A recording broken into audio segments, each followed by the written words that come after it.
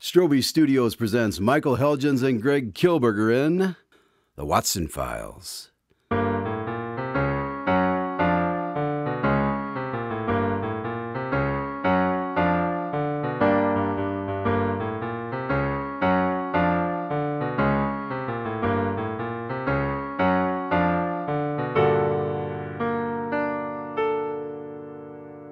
Coming to you from the illustrious Strobe Studios in the heart of America, this is Craig Dahlen. Do you enjoy a good mystery? Then you'll love Scott Strosahl's new novel, Framed. Held hostage, interrogated, and accused of armed robbery. It was a bad day for Kevin, and it was about to get worse. Mr. Peters, what were you doing before the shooting began? The only fingerprint in that vault from a non-employee was yours. How do you explain that? I don't have an explanation. It must be a mistake. I need some air. I can't breathe. Sit down! But for the veteran Officer Weathers and his rookie partner, what started as a slam-dunk case quickly deteriorates before their eyes. Yesterday it all fit for Peters.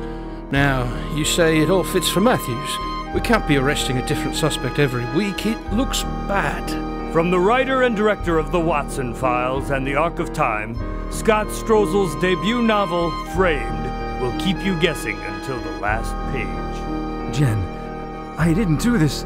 Don't you believe me? You own a .38 revolver, don't you? If you find it, let me know. I lost that thing years ago.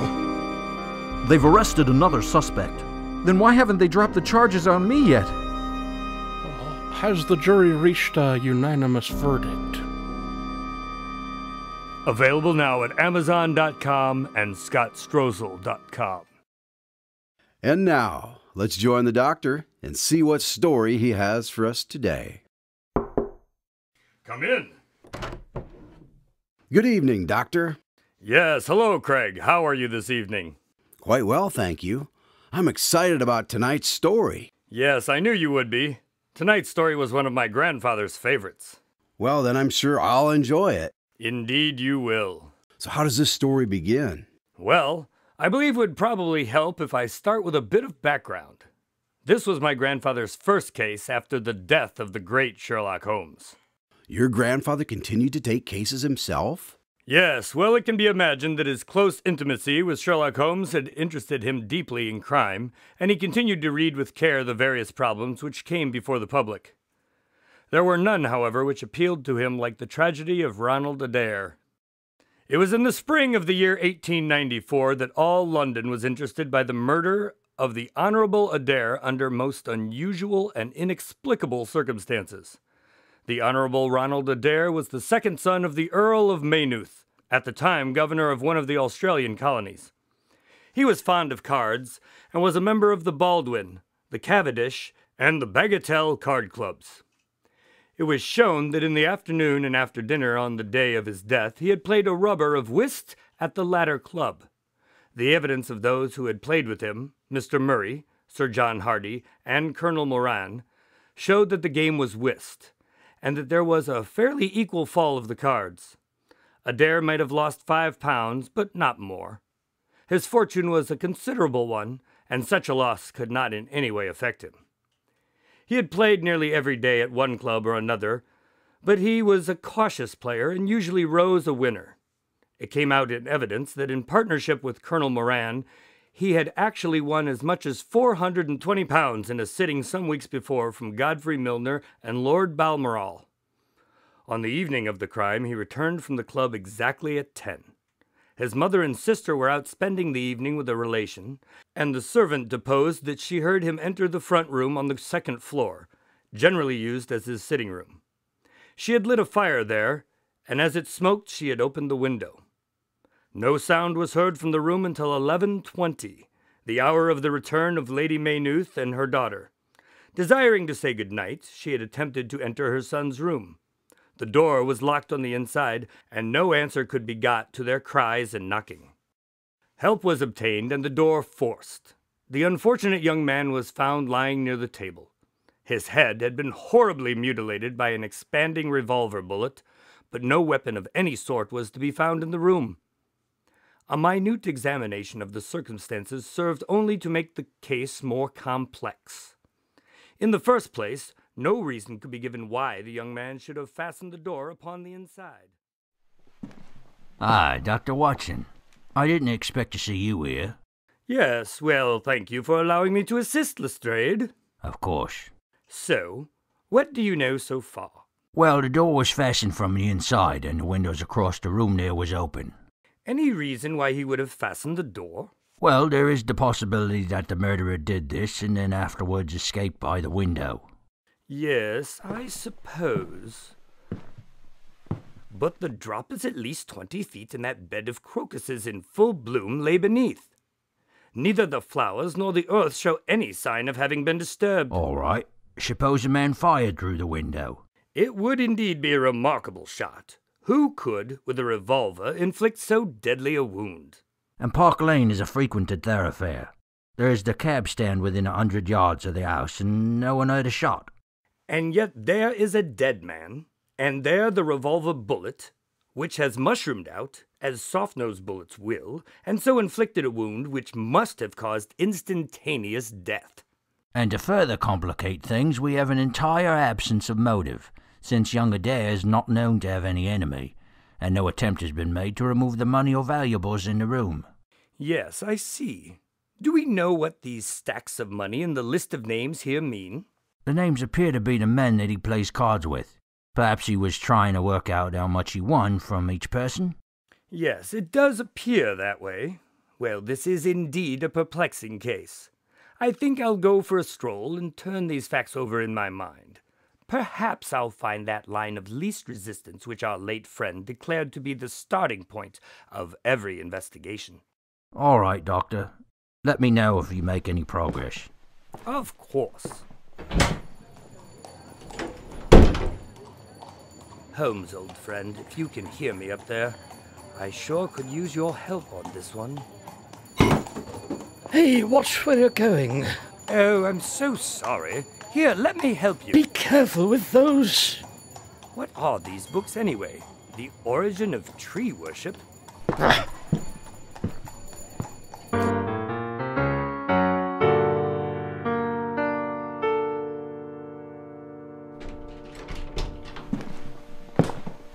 Welcome back, sir. Any luck with the case? No, not yet. I was going to take a walk, but then I ran into someone An and... old friend, sir? No. Just an elderly stranger. But I realized that I needed some rest, so I decided to return home for the evening. Yes, sir. Do you need anything else? No, thank you. All right, John, you can do this. The man was shot with a revolver. Was the shooter in the room? If he was, he didn't leave by the door nor the window. So he wasn't in the room. So he shot through the window, but with a revolver, and no one heard the shot. What am I missing? Yes, come in. Excuse me, sir, but a man is here to see you. All right, fine. Send him in. Pardon the interruption, sir. You? You are surprised to see me. Well, yes. Well, I've a conscience, sir, and when I chanced to see you go into this house, as I came hobbling after you, I thought to myself, I'll just step in and see that kind gentleman, and tell him that if I was a bit gruff in my manner, there was not any harm meant, and that I am much obliged to him for picking up my books. You make too much of a trifle. May I ask you how you knew who I was? Well, sir, if it isn't too great a liberty, I am a neighbour of yours, and you'll find my little bookshop at the corner of Church Street, and very happy to see you, I'm sure. Maybe you collect yourself, sir. Here's the British Birds and Catullus, and the Holywall. A bargain every one of them. With 5 volumes you could just fill that gap in the second shelf. It looks untidy, does it not, sir? Well, perhaps if I just rearrange... My dear Watson, I owe you 1,000 apologies. Holmes, is that really you? Can it indeed be that you are alive? Yes, it's true. I do apologize for the deception. My dear chap, I am overjoyed to see you. Sit down and tell me how you came alive out of that dreadful chasm. Now, my dear fellow, in the matter of these explanations we have, if I may ask for your cooperation, a hard and dangerous night's work in front of us. Perhaps it would be better if I gave you an account of the whole situation when that work is finished. I am full of curiosity. I should much prefer to hear now. You'll come with me tonight? When you like and where you like. This is indeed like the old days, Watson. Well then, about the chasm. I had no serious difficulty in getting out of it, for the very simple reason that I was never in it. You never were in it? I had little doubt that I had come to the end of my career when I perceived the somewhat sinister figure of the late Professor Moriarty standing upon the narrow pathway which led to safety. He drew no weapon, but rushed at me and threw his long arms around me. He knew that his own game was up, and was only anxious to revenge himself upon me. We tottered together upon the brink of the fall. I have some knowledge, however, of Baritsu, or the Japanese system of wrestling, which has more than once been very useful to me. I slipped through his grip, and he with a horrible scream kicked madly for a few seconds and clawed the air with both his hands. But for all his efforts he could not get his balance, and over he went. But the tracks! I saw with my own eyes that 2 went down the path and none returned. The instant that the professor had disappeared, it struck me what a really extraordinary lucky chance fate had placed in my way. I knew that Moriarty was not the only man who had sworn my death. But if all the world was convinced that I was dead, they would take liberties. They would lay themselves open, and sooner or later I could destroy them. Then it would be time for me to announce that I was still in the land of the living. I stood up and examined the rocky wall behind me. In your picturesque account of the matter, which I read with great interest some months later, you assert that the wall was sheer. This was not literally true. A few small footholds presented themselves, and there was some indication of a ledge. The cliff is so high that to climb it all was an obvious impossibility, and it was equally impossible to make my way along the wet path without leaving some tracks. I might, it is true, have reversed my boots, as I have done on similar occasions, but the sight of the 3 sets of tracks in one direction would certainly have suggested a deception. On the whole, then, it was best that I should risk the climb. I struggled upwards, and at last I reached a ledge several feet deep and covered with soft green moss, where I could lie unseen in the most perfect comfort. There I was stretched when you, my dear Watson, and all your following were investigating in the most sympathetic and inefficient manner the circumstances of my death. At last, when you had all formed your inevitable and totally erroneous conclusions, you departed for the hotel, and I was left alone, or so I thought. Shortly thereafter I began to be pelted with rocks from above, and I glimpsed a man peering over the cliff. I scrambled back down the wall, sliding most of the way, and narrowly managed to collapse onto the path without plummeting into the falls. I left the country, and have been travelling since, waiting for the right time to return to London. I owe you many apologies, my dear Watson, but it was all important that it should be thought I was dead, and it is quite certain that you would not have written so convincing an account of my unhappy end had you not yourself thought that it was true. But, Holmes, Work is the best antidote to sorrow, my dear Watson, and I have a piece of work for both of us tonight, which, if we can bring it to a successful conclusion, will in itself justify a man's life on this planet. How so? You'll hear and see enough before morning. We have 3 years of the past to discuss. Let that suffice until 9:30, when we start upon the notable adventure of the empty house.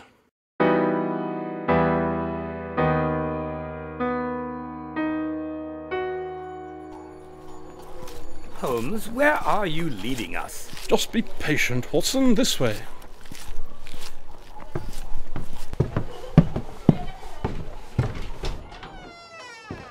Do you know where we are? Well, clearly this is an empty house. Yes, we are in Camden House on Baker Street, which stands opposite to our own old quarters. But why? Because it commands so excellent a view of that picturesque pile. Might I trouble you, my dear Watson, to draw a little nearer to the window, taking every precaution not to show yourself, and then to look up at our old rooms, the starting point of so many of our little adventures. We will see if my 3 years of absence have entirely taken away my power to surprise you. Good heavens! It's like you're sitting in the room there. It really is rather like me, is it not? I should be prepared to swear that it was you. The credit of the execution is due to Monsieur Oscar Mignet of Grenoble, who spent some days in doing the moulding. It is a bust in wax. The rest I arranged myself during my visit to Baker Street this afternoon. But why? Because, my dear Watson, I had the strongest possible reason for wishing certain people to think that I was there when I was really elsewhere. And you thought the rooms were watched? I knew that they were. By whom? By my old enemies, Watson. By the charming society whose leader lies in the Reichenbach Fall. Only they knew that I was still alive. Sooner or later they believed that I should come back to my rooms.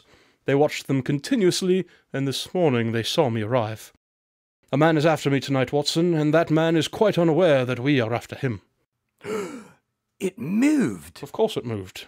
Am I such a farcical bungler, Watson, that I should erect an obvious dummy and expect that some of the sharpest men in Europe would be deceived by it? We have been in this room 2 hours, and Mrs. Hudson has made some changes to the figure 8 times. She works it from the front so that her shadow may never be seen. Someone's here. Stay out of sight.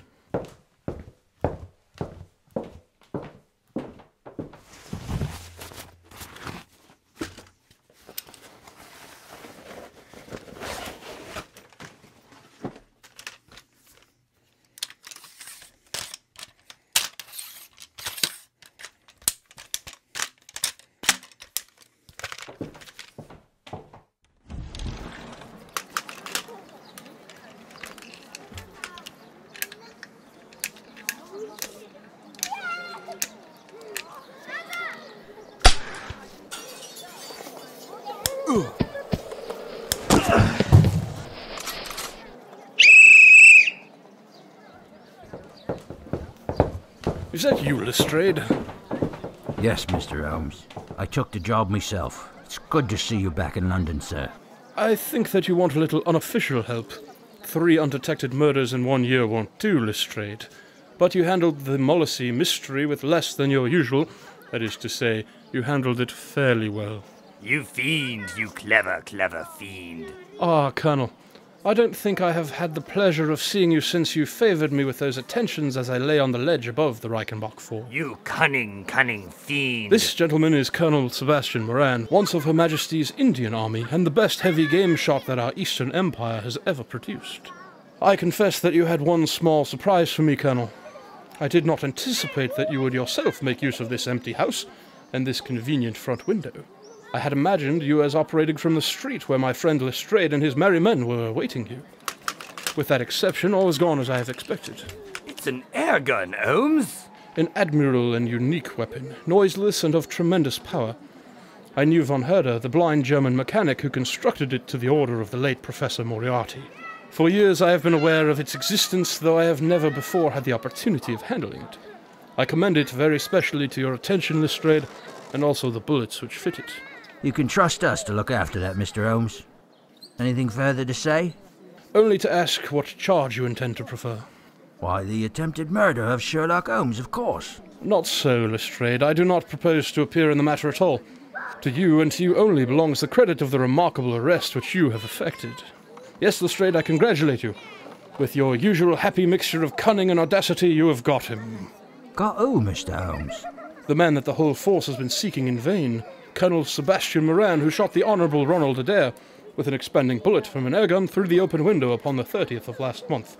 That's the charge, Lestrade. And now, Watson, if you can endure the draught from a broken window, I think that half an hour in my study over a cigar may afford you some profitable amusement.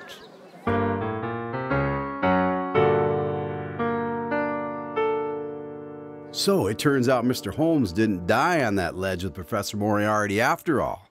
No, it was all a ruse, so Holmes could remain in hiding. And Colonel Moran was the one that attempted to murder Holmes and also killed Mr. Adair. Yes, apparently he had been Professor Moriarty's chief of staff. But what was the motive for killing Adair? Well, as I mentioned earlier, it came out in evidence that Colonel Moran and young Adair had between them won a considerable amount of money. Moran undoubtedly played foul, and on the day of the murder, Adair had discovered that Moran was cheating.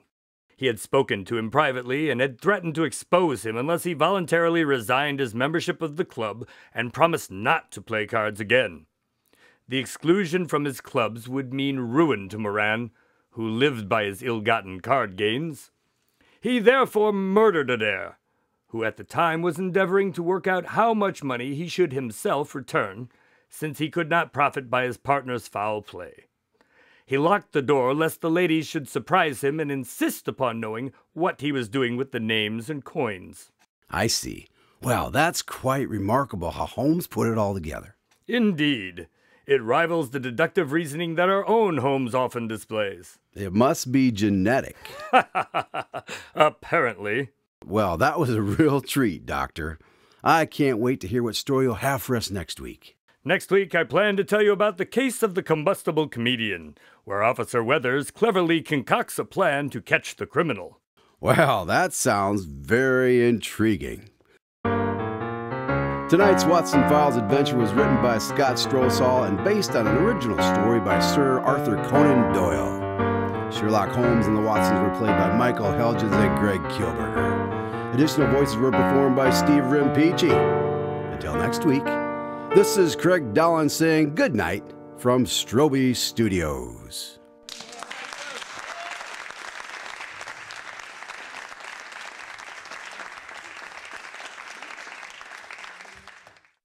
Well, that was a real treat. Doctor, I can't wait. Oh. Well, that was a real treat. That was a real treat. Doctor? Try that one again. I know. Now, my dear fellow, in the matter of time, these explanations we have, if I may ask for your cooperation. You added some words in your first sentence. Did I? Top. Let me try again then. You said something about the matter of time with Okay, let me try again. Now, my dear fellow, in these... No, I see what I did. matter Okay. of these explanations. Yes. Okay. Now, my dear fellow, in the matter of the I did it again. Rubbish. Now, my dear fellow, in the matter of these... Bugger. Okay. Now, my dear fellow, in the matter of these explanations we have, if I may ask for your cooperation, a hard and dangerous night's work in front of us. I knew von Herder, the blind German mechanic who constructed it to the order of the late Professor Moriarty. And did you almost say Marty? I did right there. Next week, I plan to tell you about the case of the combustible comedian, where Officer Weathers cleverly concocts a plan to catch the criminal. Apparently abundant with alliteration. That's beautiful, actually. Oh, that sounds very intriguing. Okay. You're very sarcastic there. Oh, that sounds very intriguing. Whatever. Great story, Doc. No. Okay, I'll say that and lead into this.